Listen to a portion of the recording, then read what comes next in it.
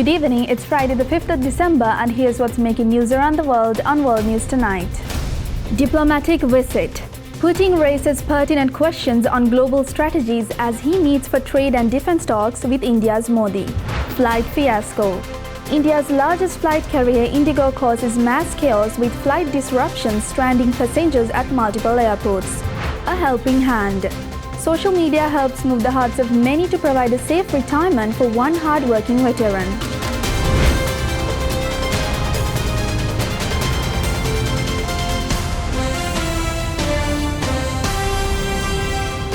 From Colombo, this is World News Tonight with Sidney Adhikari. Good evening and thank you once again for joining us on World News Tonight on Other News Channel. Russia's Vladimir Putin and India's Narendra Modi address the media as the Russian leader continues his India visit. Prime Minister Modi says he and Putin have discussed Ukraine and that India has stood for peace since the beginning. Russian President Vladimir Putin challenged heavy U.S. pressure on India not to buy Russian fuel if the U.S. could do so. Putin is in New Delhi for a two-day state visit. Indian Prime Minister Narendra Modi received Putin at the airport, where they embraced on the red carpet and then drove away in the same vehicle. Putin spoke in comments to Indian broadcaster India Today. As for India's purchases, or purchase of energy resources from Russia, well, I would like to note and have already mentioned this publicly once. The US itself still buys nuclear fuel from us for its own nuclear power plants. That is also fuel, uranium for the reactors operating in the United States. If the US has the right to buy our fuel, why shouldn't India have the same privilege? This question deserves thorough examination, and we stand ready to discuss it, including with President Trump. Putin's comments come as India's crude imports are set to hit a three-year low this month following U.S. tariffs on Indian goods and tightening of sanctions on Russia. U.S. President Donald Trump's administration says India's purchases of cheap Russian oil help finance Moscow's war in Ukraine. The U.S. and European Union, however, continue to import billions of dollars worth of Russian energy and commodities, ranging from liquefied natural gas to enriched uranium. Putin's first visit to India in 4 years aims to increase sales of Russian oil, missile systems and fighter jets, and widen business links beyond energy and defense equipment. New Delhi and Moscow have strong ties going back to the days of the former Soviet Union, and Russia has been the main source of arms for India for decades. The two leaders will hold summit talks on Friday when they are expected to announce a raft of deals.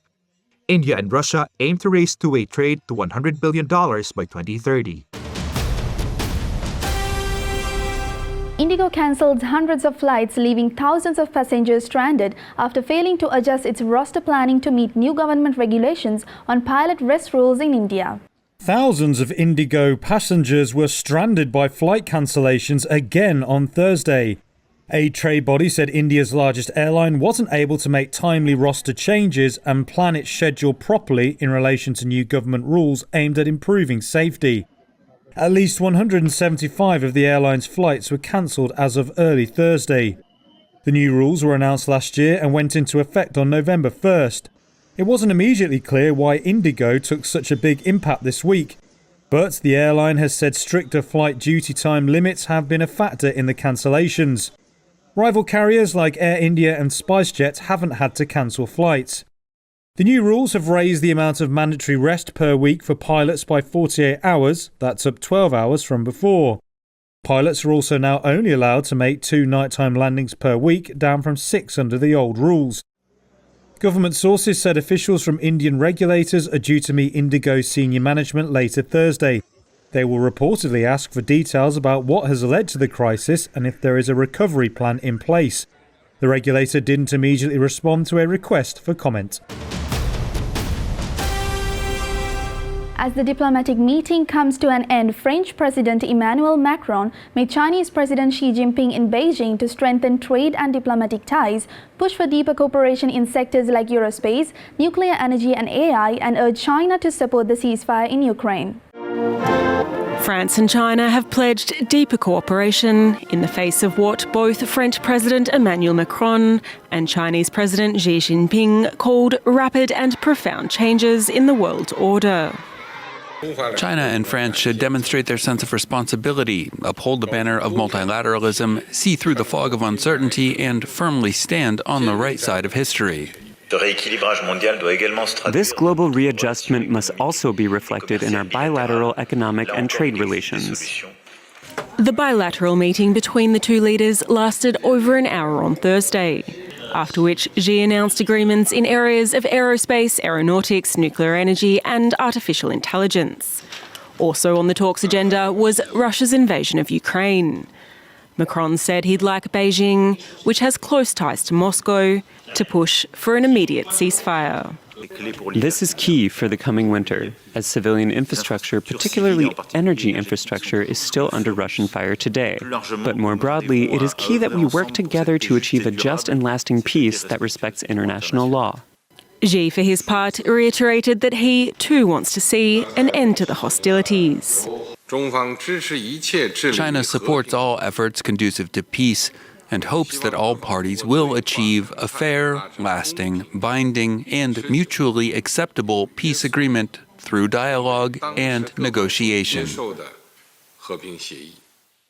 Macron's three-day trip comes amid yet another push by international diplomats to broker a truce deal between Russia and Ukraine. China has so far provided strong diplomatic support to Moscow and has helped it face international sanctions through increased trade. Authorities in Hong Kong have ordered the removal of scaffolding mesh from buildings undergoing renovations by Saturday as investigations continue into Chinese territory's deadliest blaze in decades. Hong Kong authorities on Thursday ordered the removal of mesh netting from all buildings under renovation. That's after the material was blamed for fueling the blaze that consumed the Wang Fuk Court apartment buildings last week. The government mandated the immediate removal of scaffolding nets on all public and private residential buildings by Saturday to, quote, protect public safety and put residents' and businesses' minds at ease. Renovation work across the city will effectively halt while inspectors verify that netting meets safety standards. C.K. Lau, an 82-year-old retiree living in one city housing estate, said, removing the nets reduced the chance of a similar disaster. Because of the incident, there should be possibility to get fire. So if you take it down, there's less chance to get same kind of accident. So the resident will feel better if they agree to take it down. So they agree to take it down within this week. Hong Kong Development Secretary Bernadette Lin said on Wednesday that more than 200 private buildings and over 10 public housing and government buildings will have to remove the netting, with contractors bearing the costs. The city's building department aims to issue a new code of practice next week, requiring all scaffold net materials to be tested on site. Nets will only be installed after certification by designated laboratories. Authorities said substandard plastic mesh and insulation foam used during Wang Fuk Court's renovation likely fueled the 40-hour inferno, while fire alarms were also not operating properly. Of more than 150 bodies recovered, authorities say 140 had been identified as of Thursday afternoon. All-out disaster rescue and relief operations are underway in Agam region of Indonesia's West Sumatra province following last week's massive floods and mudslides on the island. The catastrophic floods and landslides have so far left over 830 people dead and more than 500 others missing, according to the latest official data from the National Disaster Management Agency. Agam is one of the worst-hit areas in the province where many houses and infrastructure, including the power system, roads and bridges, have been seriously destroyed, with many local residents losing their family members in the disasters. Some flood victims said they managed to run away, but about 3 seconds later, just 5 meters after running out, the floodwaters suddenly rushed towards them. Thick mud has now accumulated inside and outside houses in Agam, with driftwood and building debris left by the receding waters scattered around buildings. As rescue operations continue, more bodies of the flood and landslide victims have been discovered.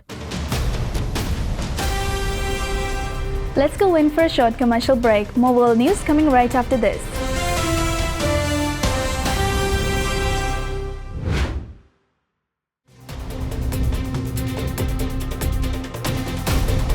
Welcome back.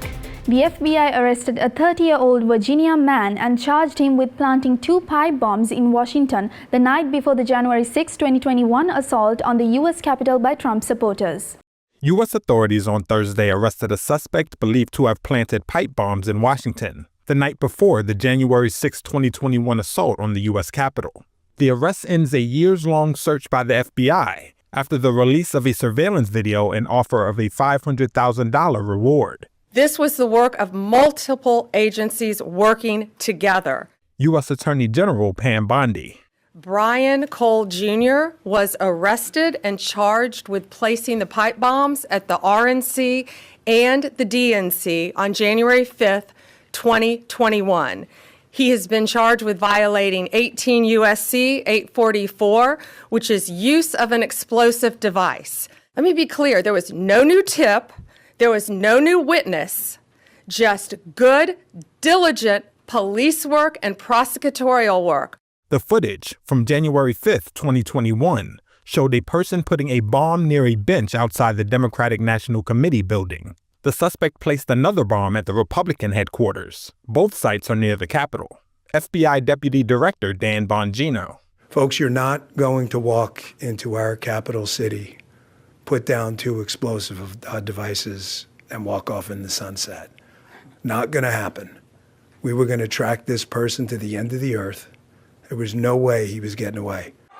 The bombs were discovered on the same day supporters of President Donald Trump stormed Congress in an attempt to stop lawmakers from certifying Democrat Joe Biden's 2020 presidential election victory.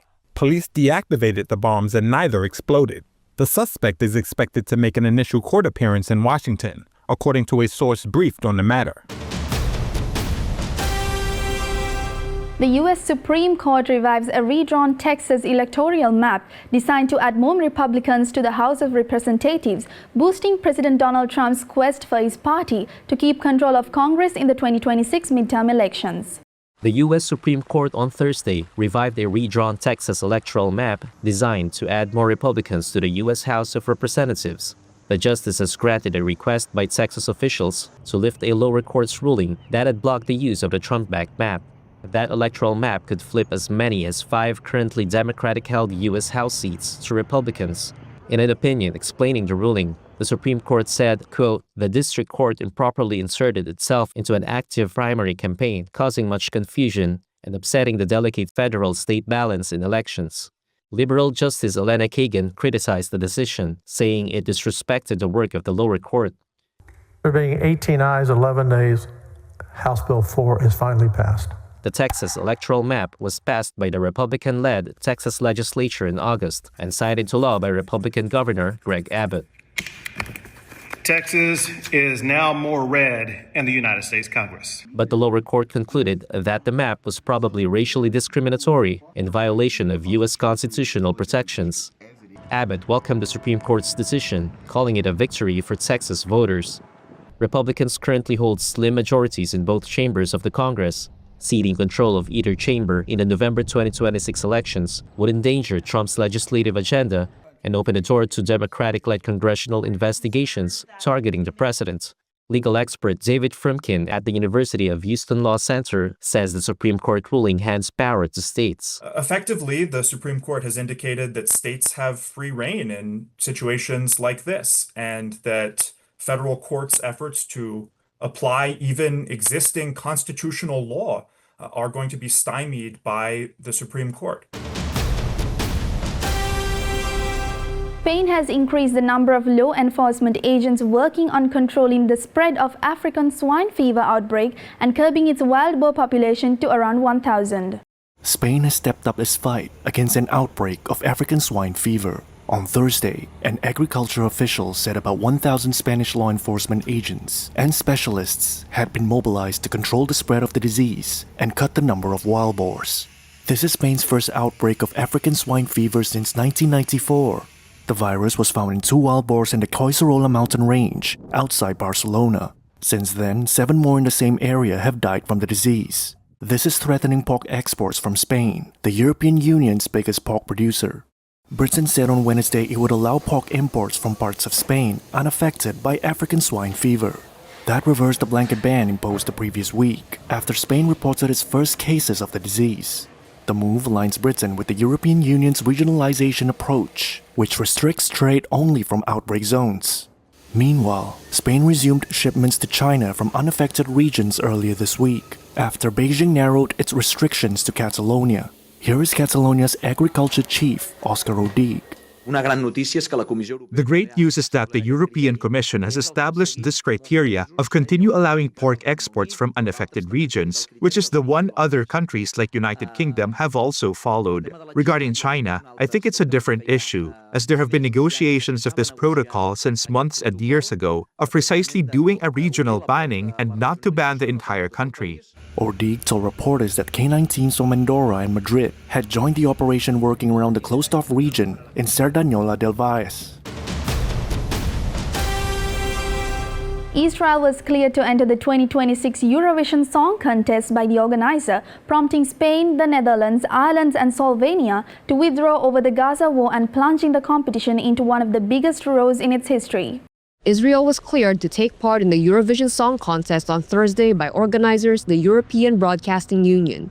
The move prompted Spain, the Netherlands, Ireland and Slovenia to immediately withdraw from the contest. Others indicated they could also withdraw. The European four cited the death count in Gaza and accused Israel of openly disregarding rules meant to guard the contest's neutrality. José Pablo López, head of Spain's RTVE, said on X that Israel's participation confirms that Eurovision is not a song contest, but a festival dominated by geopolitical interests. Both the Israeli government and opposition leaders celebrated the country's inclusion. The country accuses its critics of mounting a global smear campaign against it. Following a meeting in Geneva, the EBU decided not to call a vote on Israel's participation, saying it had instead passed new rules aimed at discouraging governments from influencing the contest. Germany, a major Eurovision backer, welcomed the decision after signaling it wouldn't take part if Israel was barred. The Eurovision Song Contest has been around since 1956, and it still pulls in a huge audience. The EBU says it reaches about 160 million people, surpassing the roughly 128 million who watched this year's Super Bowl.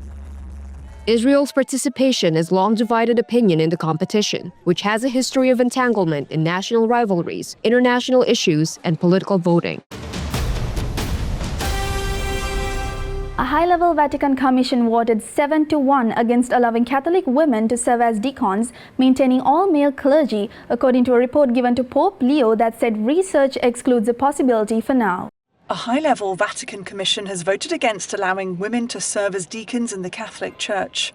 The 7-1 decision is in a report given to Pope Leo and released on Thursday, which says historical research and theological investigation, quote, excludes the possibility of allowing women to serve at this time. Italian Catholic Federica Mermonini said other churches do allow female leaders. For a decade, there have been discussions about and movements pushing for women deacons. Men are ordained into the role and can assist with church services, but not celebrate Mass. Some women have said they believe God is asking them to take on the post, which is understood by the Church as a role of service. The new report recommends further study, but for now the world's 1.4 billion Catholics will continue to have an all-male clergy. Time for a short break now. We'll be right back with more world news.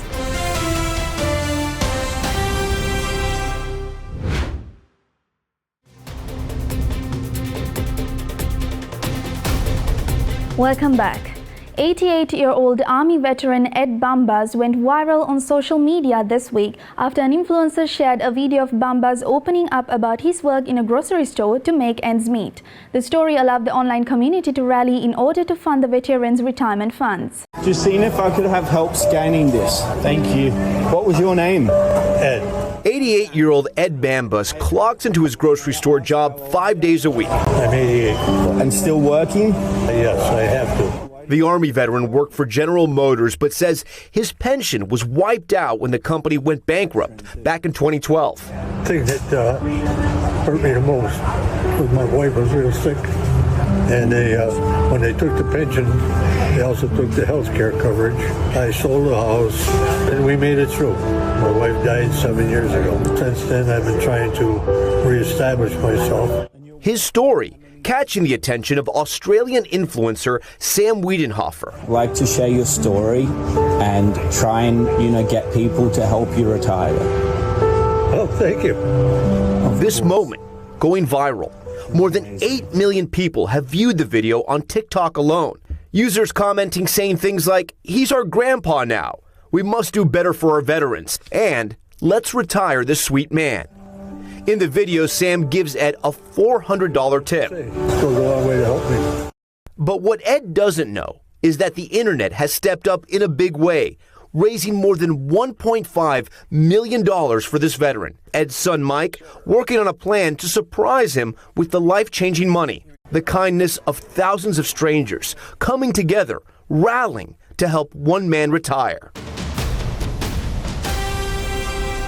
Raccoons are one of the most unserious creatures that mingle with humankind, always trying to cause some sort of chaos. This time it's about breaking in after hours and having a bit more fun than they should.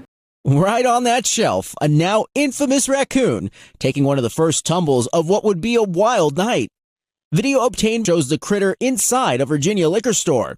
Then as it makes its way down the aisle and scampers around the broken bottles it knocked over. The aftermath going viral. A trashed panda splayed out next to a trash can and toilet, like that one person that maybe had one too many at the holiday party. It all unfolding in Ashland, Virginia over the Thanksgiving weekend. According to the Virginia Alcoholic Beverage Control Authority, the masked bandit dropped in from the store ceiling, drunky raccoon, then checked into the room only to find lots of boozy bottles. The damage? 14 bottles worth about $250. If you're wondering how a raccoon wets its whistle, this particular one appeared to have a taste for rum, scotch, moonshine, peanut butter whiskey, and eggnog. Security was alerted, which prompted a search of the store and the comical reveal once the officer arrived. The raccoon was then transported to an animal shelter so it could sober up. The shelter posting the aftermath on Facebook, and the rest is drunk history. Regular basis, not saying that in a liquor store raccoons are, but we deal with raccoons every day. He's right. It's happened more than once. Turns out about a year ago at this neighboring martial arts studio, they encountered a raccoon break-in as well. These are images from that encounter. Staff says likely not the same raccoon, but wouldn't be surprised if it is. As for this party animal, animal protection officials say after a night in the drunk tank, and because it was showing no sign of injury, aside a potential hangover, it was released back into the wild. And with that, we come to the end of today's edition of World News Tonight. With the hopes of seeing you again, I'm Sipnia Dikari, and we leave you tonight with the visuals of Poland's Christmas fans competing for the best nativity scene. Also, don't forget to send us your feedback through email at feedback.adncenglish@deran.lk or via WhatsApp at 076-805-7933. Thank you for watching World News Tonight on Deran News Channel. Have a good night.